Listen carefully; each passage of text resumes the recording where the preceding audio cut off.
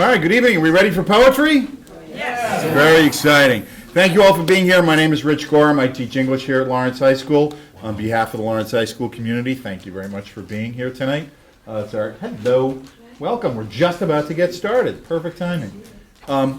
Lawrence High School is honored to host this event on behalf of campus headmaster Mike Fiato, who has been a reader at this event in the past. He's sorry he couldn't be here tonight. He's down in Malden cheering on our sports teams. Our volleyball and football teams are competing down there. Welcome to Lawrence High School. It's a pleasure to have you here. Lawrence High School community appreciates this event.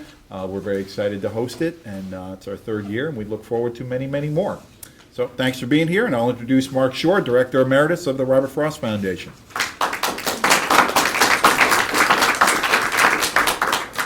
Thanks, Rich, and readers and community, thank you. This is every year. This is the third year we've gathered community leaders together, and this really feels like community here in Lawrence, which has become a city of writers, thanks to some of our leaders here tonight. Thanks to the students and teachers trained at Andover Breadloaf's summer program and retreats, and the Frost Foundation Hoots for aspiring poets, recitation bees for middle schoolers, and student days of poetry for high school students. This year's Student Day of Poetry will happen in January here at Lawrence High School, so that two particular poets who will delight the students can be present at that special event. Thanks to Jim Ross from LCAT, Lawrence Community Access TV Channel 8, who's recording this event. Thanks to the Eagle Tribune and Paul Tennant. The Eagle Tribune, by the way, has a tradition of giving column inches of poetry since the time of Whittier and Frost. And special thanks to the Robert Frost Board, the greatest board in the world, and all volunteer group of citizens, poets, and teachers for organizing this event. We have some books and t-shirts and events available to talk about: the books on Robert Frost, the t-shirts, and a special notice from the Essex Community Music Players 2014-2015 concert series.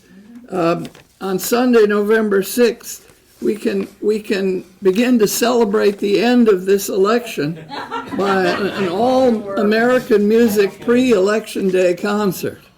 All right, and then more information over at the table.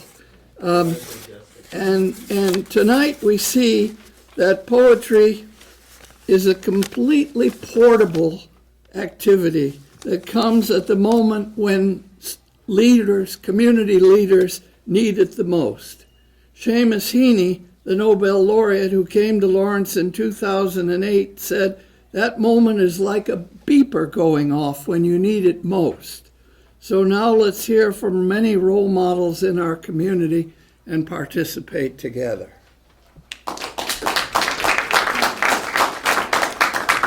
I was the sometimes MC of the Frost Hoots and character sometimes.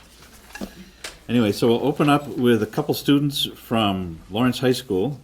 We'll start with Leda Manet. Yeah, Leda. Hi, I'm going to read a poem that I made about my brother, and it's my favorite poem because I miss him. So.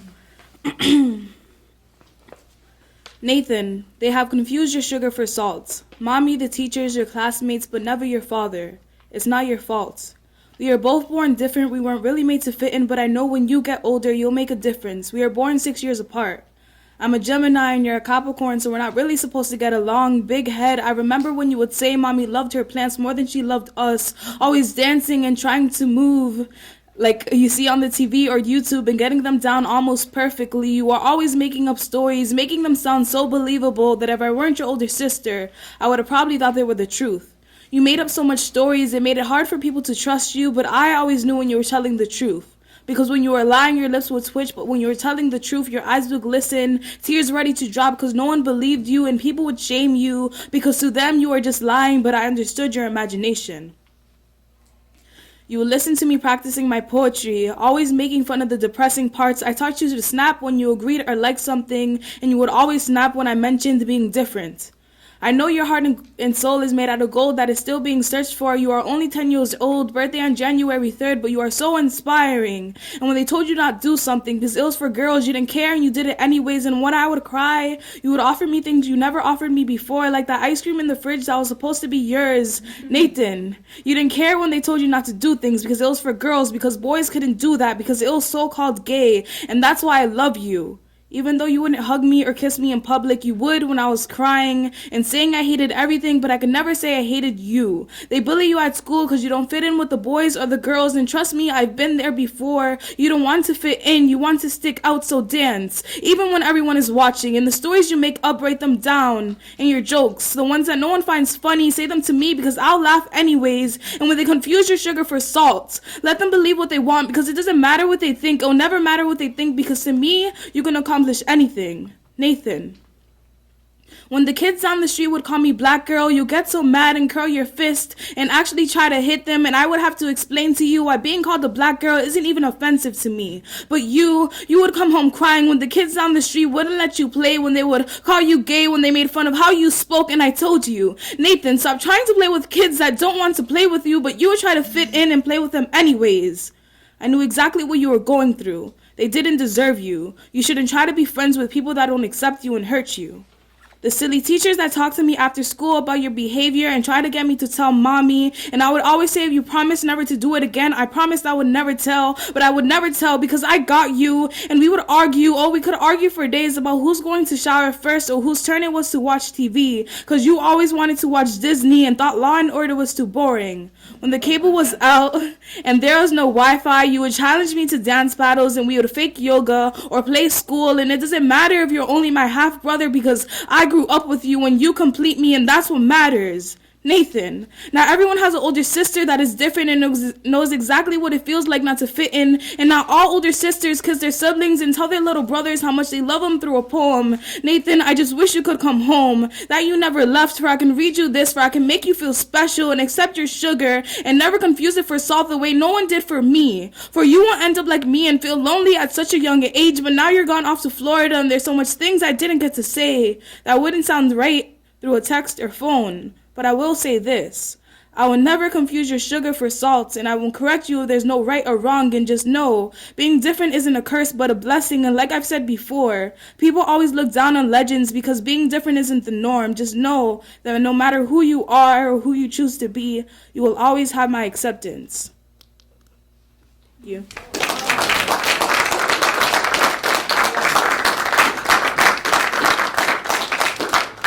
What a voice.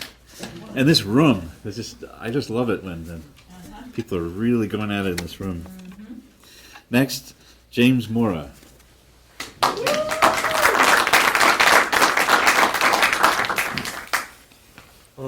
So this is a piece entitled My Name, inspired by Sandra Cisneros' poem of the same name.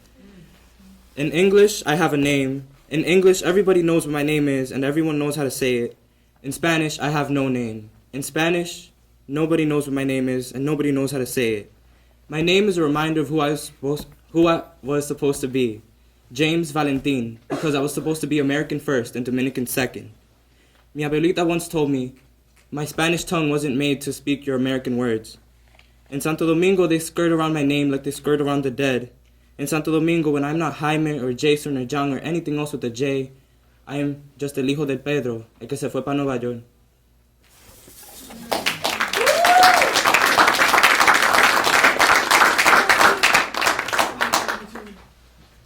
All right. Jim, if I could, just 1 second. So Leda and James are going to be sneaking out in a couple of minutes, and it's not because of their impoliteness, it's because they're double booked to read poetry tonight. They'll be reading at an event down at El Taller. El Taller is hosting a poetry night specifically for LGBTQ youth, and they're going to be sneaking out in a few minutes to go read at a second poetry event tonight. Afterwards, yeah. Last call for signatures, I guess. All right, so then next we have Karen Klein and others. Yes. The crew. The crew. We're doing something new tonight. I mean, we've only been here 3 years, so let's experiment. Michael Feingold, the artistic director of the Essex Chamber Music Players, and there's Mrs. Feingold. She's the boss. Yeah. Sandra, I love you. Michael is going to play to accompany me, reading. Yours was so wonderful. It was so. How did you do all that? It was just so great. It's going to be such a short poem. I mean, it's 6 lines. Really going to be a tiny little poem. We started doing this in the 2005? Ann Bradstreet event Uh-huh. in 2012. 12 The was big that one, yeah. The Right. quadricentennial, I believe. Yes, her 400th birthday. Michael and I. then we were doing. I started doing this with Susan Leno, who plays Ann Bradstreet. She's Right. an actress. Excellently. Yeah, and we're bringing the program into the schools. Yeah, Yeah. Trying to start with North Andover. right. We're slowly getting into the schools. Michael has done it before in Haverhill with Yeah. another subject, Right. not Ann. All on Haverhill. Mm-hmm. Mm-hmm. And what we do is we set music of local cultural history Mm-hmm. through music in the Merrimack Valley Mhm. with the accent on the Valley poets. Right. We've done Whittier, Mm-hmm. and Bradstreet. Bradstreet. And we just did a Frost Yeah. for the first time Yeah. last Yep. concert season. Yep. So we're going to try this one out. This Right. is your debut. Yes. Yours too. I don't know about that. Oh my goodness. This is Ann Bradstreet's To My Dear Children, which everyone who's known me for a while knows this is my favorite poem. And I keep reading it because I want people to think of all of us as her children. She lived here in 1600s, and she wrote here in North Andover, and which was called Andover then. And I believe she's talking to everybody, still talking to everyone, whatever your age. This book by Annie, yet unread, I leave for you when I am dead, that being gone, here you may find what was your living mother's mind.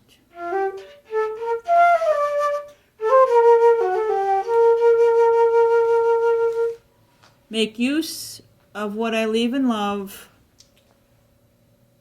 and God shall bless you from above.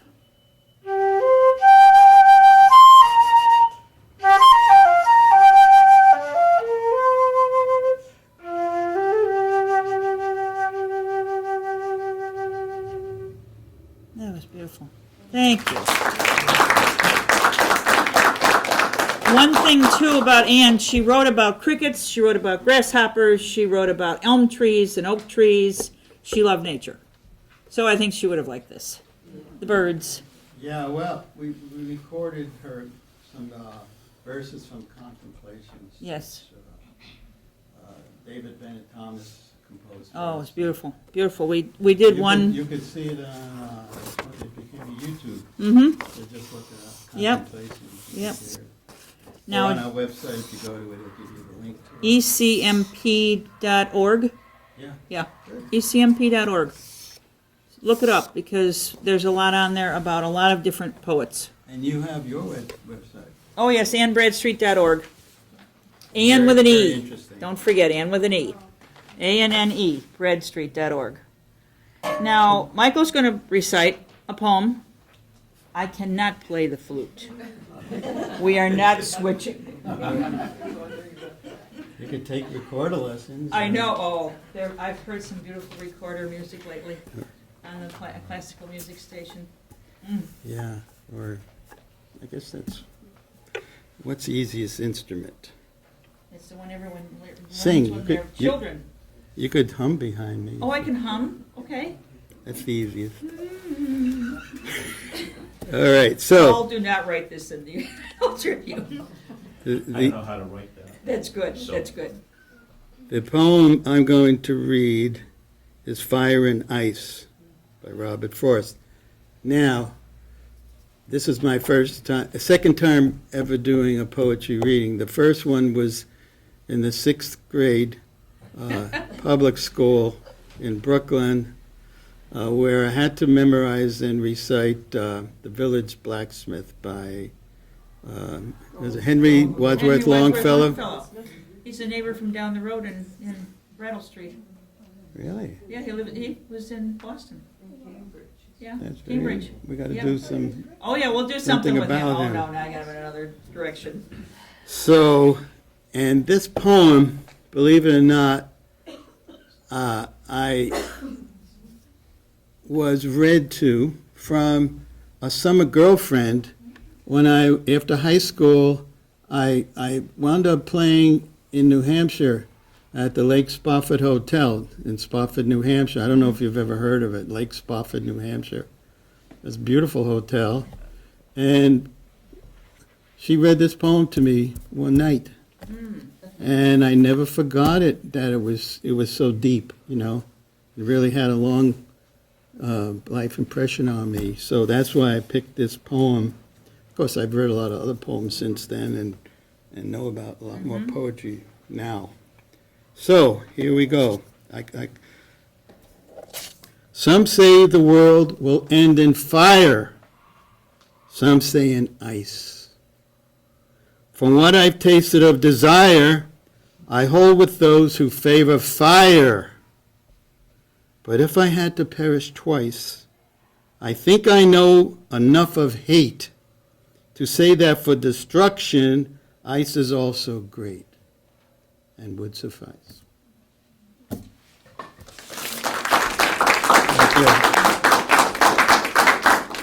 I have to figure out a way of playing flute in between. I'll think about that now. It's going multimedia. Right. And now I am very proud to introduce the third junior poet laureate from the North Andover High School. And his name is Devin Finnegan. And he is extremely enthusiastic about his poetry. Welcome.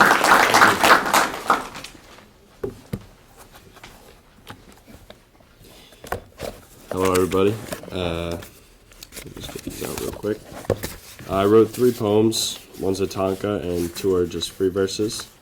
They're basically just poems that I write seasonally, just depending on how I'm feeling and what I'm thinking about.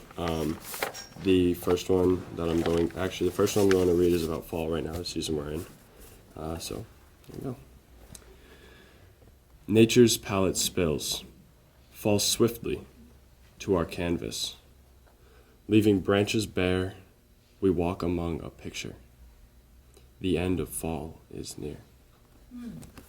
That's everything.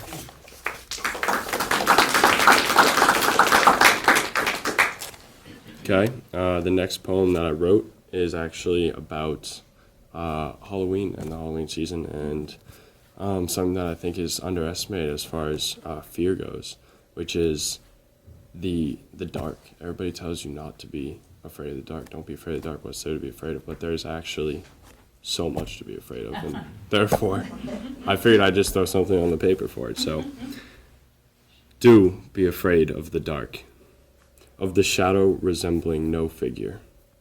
What masks the evils of this world, present to hide the man who follows, who watches, who waits until it's time. That man will strike, but nobody will see, for it is too dark.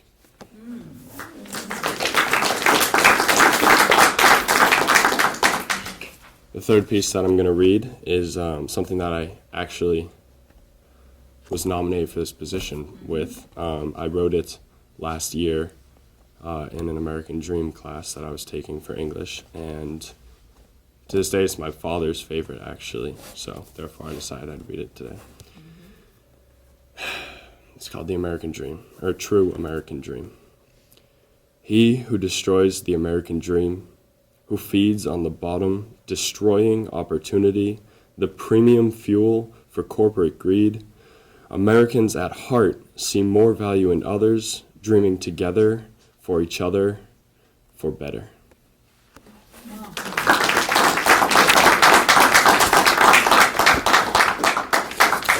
And that is everything that I'll be sharing.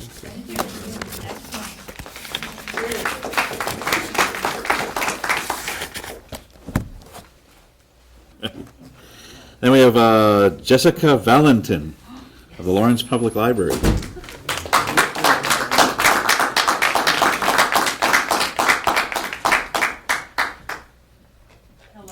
Hi everyone. Oh, stop. How, right? I'm here. Yeah, so thank you very much, Mark, for inviting me. When I was asked, to share a piece that inspired me, that was actually quite difficult. And I was able to confirm the piece today, hours before, for many reasons. One of which is the fact that I come across great writers every week. So it is such a challenge to be able to pick one piece. With that said, just to share a little bit about that, the Common Sage, if anyone has heard of that, that's a community writing group that's been meeting weekly for the past 2 years since October 2014, hosted at El Taller. So, I started this group a couple years ago with just a passion for writing, but mostly for a passion, the passion of community building, right? It's just getting people around the table in an intergenerational setting, talking about the same topic and just sharing and building community. So that's actually happened. It sounds, so simple, but it's been a very powerful experience and transformative for individuals, but also for the community. And so those are the people who inspire me every single week. We get a lot of people come to the table and say, I'm not a writer. But after that hour goes by so quickly, a different person every week brings a different topic and a prompt. We write for a few minutes and then we share. And just the amazingness that comes out of there of people spilling onto the paper their lived experience and actually sharing that in the safe space. But then I went ahead and I thought about, poets who have are no longer with us and poets who have passed. And there's this one particular poet that comes to mind, and she's such an inspiration because when I think of her and her work, and I can hear her voice, she's a very distinct voice, and I got to hear her speak in person when I was at Northeastern for my undergrad. It's just powerful. She has strength in her voice and the depthness when she speaks, and you can just hear the power, but also the humility, and I think that's hard to come across. So this poem I want to dedicate to Lawrence kids. I'm a Lawrence kid. I went to the old Lawrence High School. Before that, I went to the South Lawrence High School in the Breen. And Lawrence kids face certain challenges that other kids in other cities and towns don't necessarily face, the same types of challenges. And so I'll just let the poem speak for itself. But this is a dedication to all Lawrence kids who are faced with obstacles and challenges when they try to succeed and when they do accomplish, and then there's the outside world and the forces still try to knock them down. So this is for you. Maya Angelou's poem, by the way. Still I rise. You may write me down in history with your bitter, twisted lies. You may trod me in the very dirt, but still, like dust, I'll rise. Does my sassiness upset you? Why are you beset with gloom? 'Cause I walk like I've got oil wells pumping in my living room. Just like moons and like suns, with the certainty of tides. Just like hopes springing high, still I'll rise. Did you want to see me broken, bowed head and lowered eyes? Shoulders falling down like teardrops, weakened by my soulful cries? Does my haughtiness offend you? Don't you take it awful hard? 'Cause I laugh like I've got gold mines digging in my own backyard. You may shoot me with your words. You may cut me with your eyes. You may kill me with your hatefulness, but still, like air, I'll rise.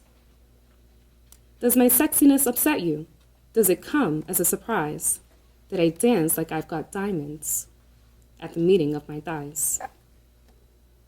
Out of the huts of history's shame, I rise. Up from a past that's rooted in pain, I rise. I'm a black ocean leaping and wide, welling and swelling I bear in the tide. Leaving behind nights of terror and fear, I rise. Into a daybreak that's wondrously clear, I rise. Bringing the gifts that my ancestors gave, I am the dream and the hope of the slave. I rise, I rise, I rise. Thank you.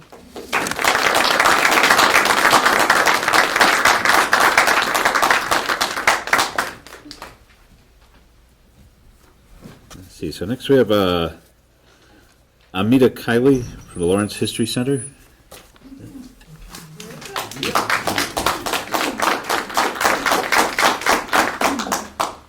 Thank you, everyone. I'm very happy to be here to share this poem. It's called Home by Warsan Shire. I came across it online and just thought it was so moving and very timely. And it's called Home. No one leaves home unless home is the mouth of a shark. You only run for the border when you see the whole city running as well. Your neighbors running faster than you, breath bloody in their throats. The boy you went to school with who kissed you dizzy behind the old tin factory is holding a gun bigger than his body. You only leave home when home won't let you stay. No one leaves home unless home chases you, fire under feet, hot blood in your belly. It's not something you ever thought of doing until the blade burnt threats into your neck, and even then you carried the anthem under your breath, only tearing up your passport in an airport toilet, sobbing as each mouthful of paper made it clear that you wouldn't be going back. You have to understand that no one puts their children in a boat unless the water is safer than the land. No one burns their palms under trains, beneath carriages. No one spends days and nights in the stomach of a truck feeding on newspaper unless the miles traveled means something more than journey. No one crawls under fences. No one wants to be beaten, pitied. No one chooses refugee camps or strip searches where your body is left aching, or prison because prison is safer than a city of fire, and one prison guard in the night is better than a truckload of men who look like your father. No one could take it. No one could stomach it. No one's skin would be tough enough. The go-home blacks, refugees, dirty immigrants, asylum seekers, sucking our country dry, niggers with their hands out. They smell strange, savage, messed up their country, and now they want to mess ours up. How do the words, the dirty looks roll off your backs, maybe because the blow is softer than a limb torn off? Or the words are more tender than 14 men between your legs, or the insults are easier to swallow than rubble, than bone, than your child body in pieces. I want to go home, but home is the mouth of a shark, home is the barrel of the gun, and no one will leave home unless home chased you to the shore, unless home told you to quicken your legs, leave your clothes behind, crawl through the desert, wade through the oceans, drown, save, be hunger, beg, forget pride, your survival is more important. No one leaves home until home is a sweaty voice in your ear, saying, leave, run away from me now. I don't know what I've become, but I know that anywhere is safer than here. It's the first time I've read it without crying.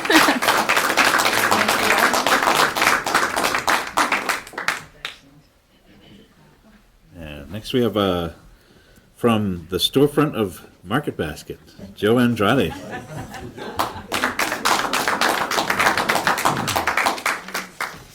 My poem is The Winter's Night by Savannah Schaffbill, fifth grade, St. Patrick's School. One winter night, sitting by the fire, snuggled in a blanket, I drank my hot chocolate. I got up, walked to the window, still snuggled in a blanket, and looked out the window. The snow was sparkling, the moonlight. Not now, time to go to bed. Snuggle in a blanket and good night. That's the end, folks.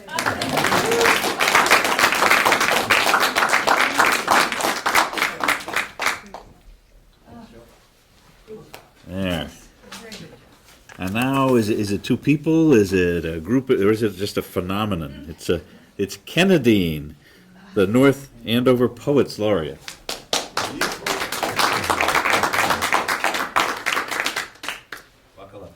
We always move furniture first thing. Right. Yes, and it's not always safe to sit in the front row either. No, you never know. Everybody stand back.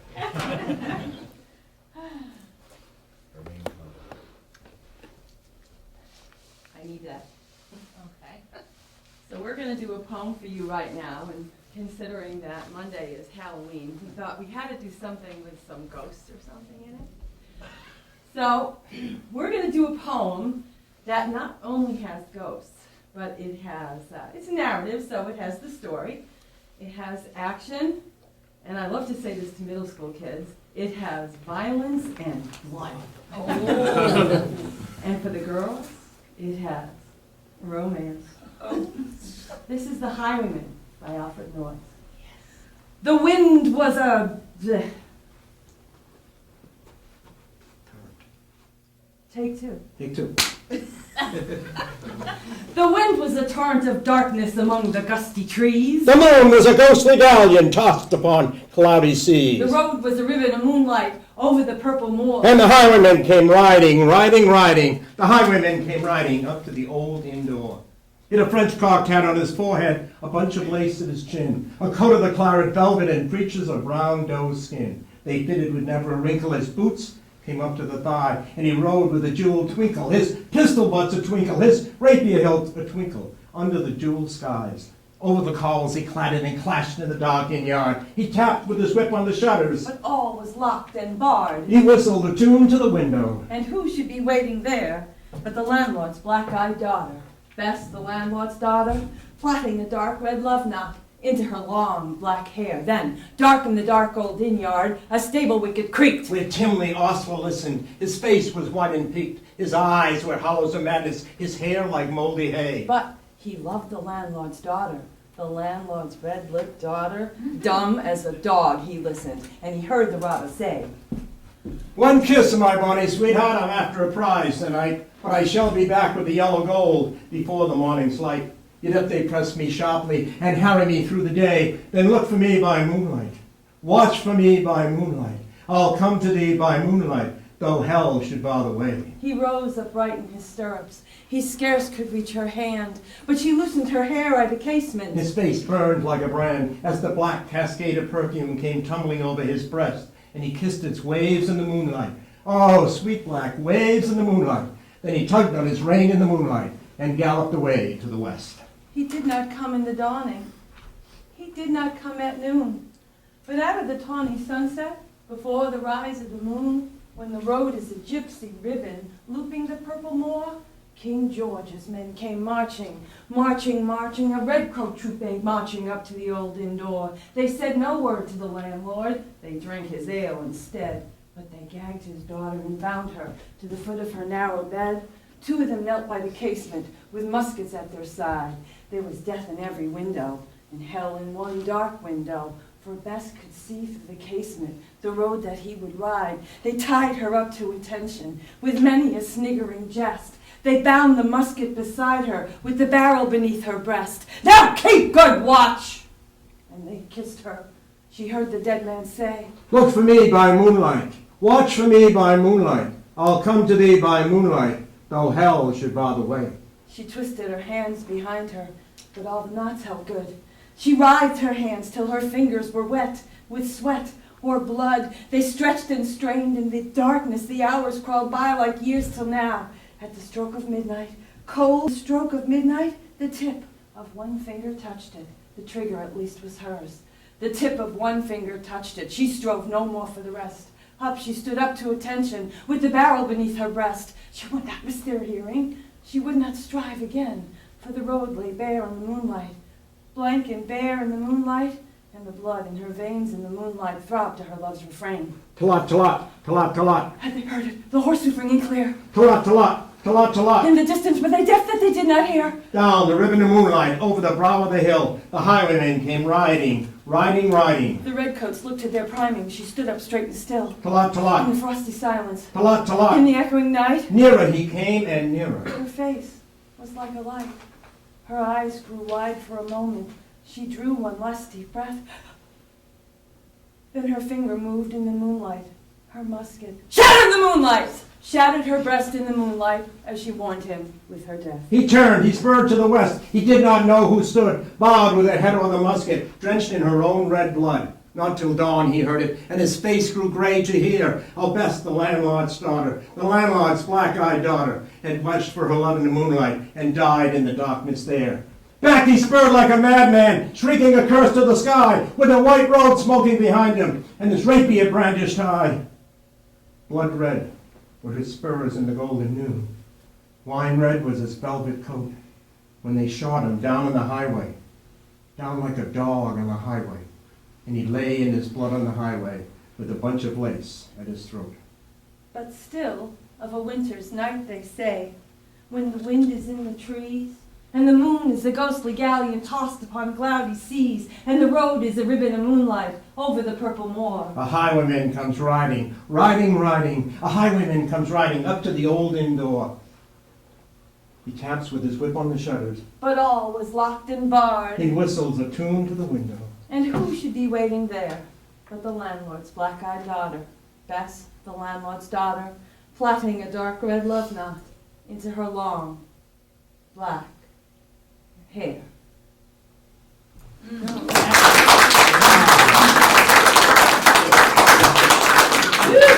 then at the end we moved the furniture again.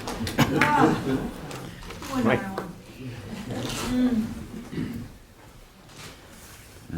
And next we have Marilyn Medina of New Balance.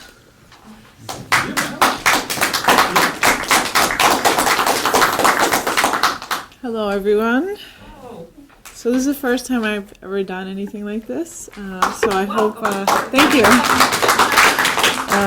I too am a Lawrence High School graduate. I also have a son who graduated from Lawrence High and a high school senior that's currently a senior at Lawrence High. My poem is called Who You Are, A Message to All Women. It's by John Jurgensen. You are beautiful. You're smart. You're funny. You're kind. You're unique. You are worthy of love and affection. You are never too much, and you are always enough. You are precious. You're a diamond, a rose, a pearl, the most stunning of all God's creations. You are worth more than anything you can ever imagine. Worth more than the numbers on the scale, or the hair products you use, or the shoes you wear. More than how many girls wish they were you, or how many guys wish they had you. More than the price tags on your clothes, or the percentage on top of your math test, or even the number of followers you have on Twitter. Your worth surpasses all earthly things, because in the eyes of the Lord God, you are loved. You are worth dying for, regardless of who you think you are. Whether you model in a magazine or you model pottery for grandma. Whether you're on the hot list or the not list. Whether you're head cheerleader or a high school dropout. Whether you're Miss Popular or just had anyone you can call a friend. Whether you love yourself and you love your life, or you can't stand to look in the mirror and you feel as if everything in your life is falling apart. Whether you're such a winner or you feel like the world's biggest failure, regardless of who you think you are, the reality is you deserve someone who will give up their life for you, because you are powerful and strong and capable. Read about the women in the Bible. Esther, Ruth, Martha, Mary. These women changed the world forever. And inside of you, each and every one of you, is a woman with that same power and that same strength and the same world-changing capability. And your responsibility is to find that woman and to set that woman free. That is who you are. And any voices in your mind that try to tell you differently are from the enemy. And the next time you hear that voice, this is what you say. Nuh-uh, not me, Satan. I am a daughter of a living God, cherished, loved, and adored above all things by the Creator of all things for the glory of Him who is greater than all things. I am awesome. And don't you forget it.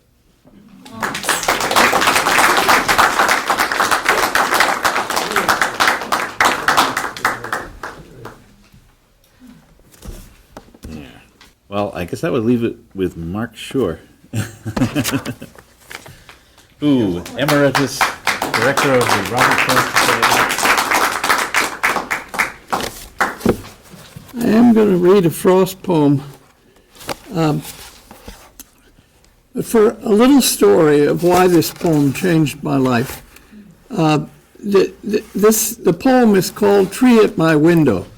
It was written somewhere between Lawrence High School, where Frost went to school, and Derry, where he had his most creative period as a poet and a teacher. There was a tree outside the window in the Derry farmhouse. That was the tree.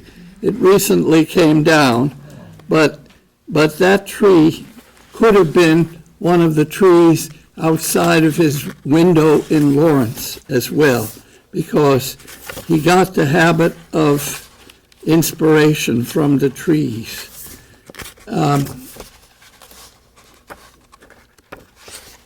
So I'm looking at Rena Espaillat's beautiful dual language edition of 40 Frost poems that we sponsored here in Lawrence. And the day that she agreed to write it, the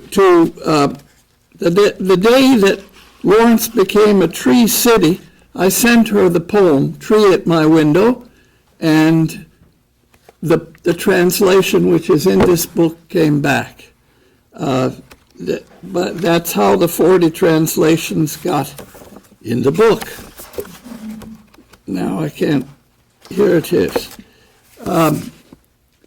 Tree at my window, window tree, my sash is lowered when night comes on, but let there never be curtain drawn between you and me.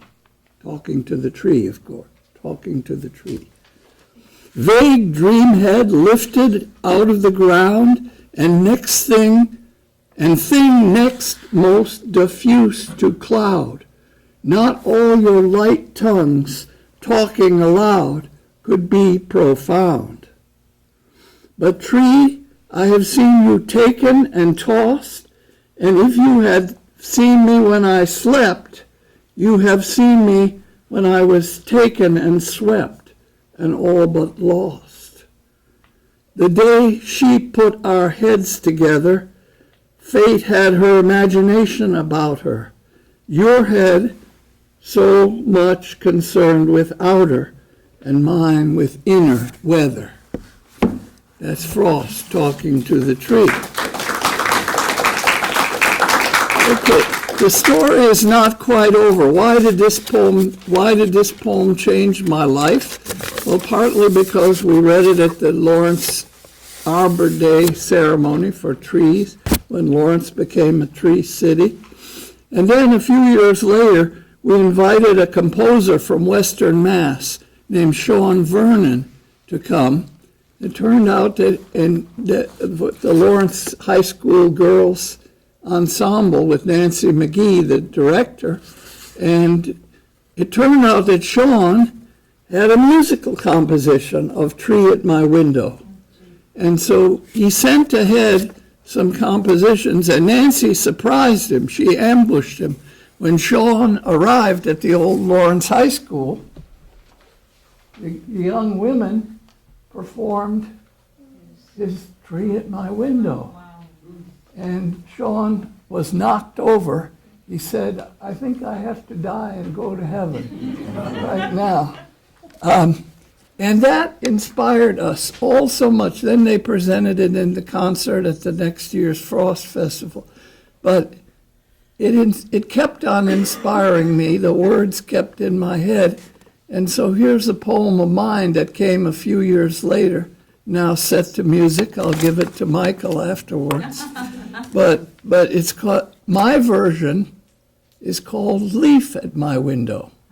And it's about something we're experiencing right now, which is the changing and the falling of the leaves.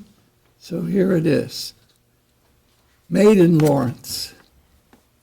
Leaf at my window, autumn tint, my shades are open as sun comes in. But storm's rising tide holds a very thin boundary between you and me, leaf. Birds at the feeder all come in, rebounding off each other like leaves. Not all their increasing pleas can create a comfort zone. But leaf, this still remains your show, even with storm, with whose wind and rain bends trees and houses to touch the ground, as one you quickly come to know. Be still, leaf, and cling to what branches you can. Hover over storm's demise. Gather loose light from twittering skies and announce your fall to sleepy eyes.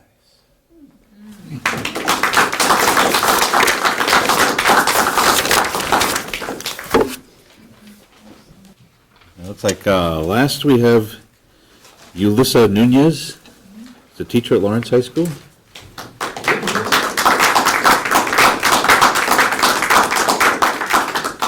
Everyone. So they say that public speaking is like one of the greatest fears in America, right? I definitely felt it today. So I'm really used to standing up and speaking with a large group of people, but I always get really nervous. And it's in the wintertime, I just say I'm cold, but I'm shivering because of the nerves. The summertime, I don't know what to make up. So I still say I'm cold. So this poem right here is actually a spoken word piece. I found it on YouTube, and when Rich told me about this event, I really wasn't sure what my favorite piece was. I read a lot, as an English teacher, and also because I love to read, but I never came across something that really spoke to my essence and who I am, and something that mixed in my both passions, spoken word and teaching. So this poem is by Seven, the poet, and he comes all the way from Houston. So we're hearing some Houston vibes right now in the room. And he says that he wants poetry to be recognized as a genre of entertainment that not only stands alone, but really stands the test of time. And his poem is I Teach. I was told teachers are not created, they are born. I'm cut from a different fabric, I guess that's what makes me bona fide, certified. My classroom management is classic. Nonsense is never tolerated. Ignorance is eliminated. Illiteracy is literacy, a crutch for the mentally incapacitated. I hate it when students give up on themselves. I hate it when students quit before trying, especially when the cadre of thinking seems to be losing the battle and intelligence seems to be dying. So I come prepared for anything, ready to push them to their peak. I am the educator extraordinaire. With these exquisite essentials I teach. I was told, those that can will do, and those that can't will teach. Are you kidding me? I do the impossible in my classroom. Most of you can't do me. 180 lesson plans, 3 objectives on the board. Bobby, Bonquisha, Hector, and Kimberly, all on the same accord. That's 25 students in my classroom, 7 periods a day, 1 period off, 2 to 3 parent-teacher conferences to make sure we're on the same page. That's 125 students, 12 to 25 parents a week. I don't accept excuses from either party, parent or students. I teach. I make the profession look good. On all levels, they adore me. Elementary, middle, and high school, alternative, charter, and Montessori. Students are watching what I do, so I don't take my appearance light. That's why I dress it up like a boss, to show them what professionalism looks like. My ensemble is untouchable. My hair and shoes are on the one. It's hypocritical to tell students to dress professional if we don't show them how it's done. When you look good, you feel good. So when my students step in my classroom and look at me, I came like I look like. I came to teach. I teach like life depended on it, and incompetence is a cancer. So I'm an oncologist in my classroom, and education is the answer. I teach with passion. I teach with purpose. I teach with wisdom because it's worth it. I teach enlightenment as if time is classical music, so every note must be perfect. I eat, sleep, and breathe education. I teach the bottom of the barrel. I teach the cream of the crop. I had a homeschool kid that was homeless, so I taught him on the block. I told him his mind was a treasure chest, and it was time to pop the lock. I find beauty in ambiguity, so I teach outside the box.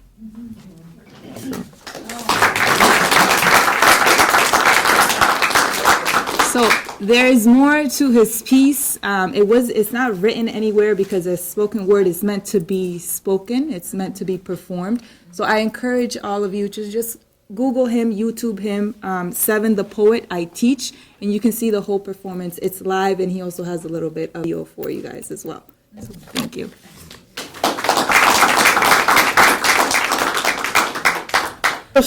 I just want to say now that I feel like the assertion that I made at the beginning, Lawrence is becoming a city of writers, is really true.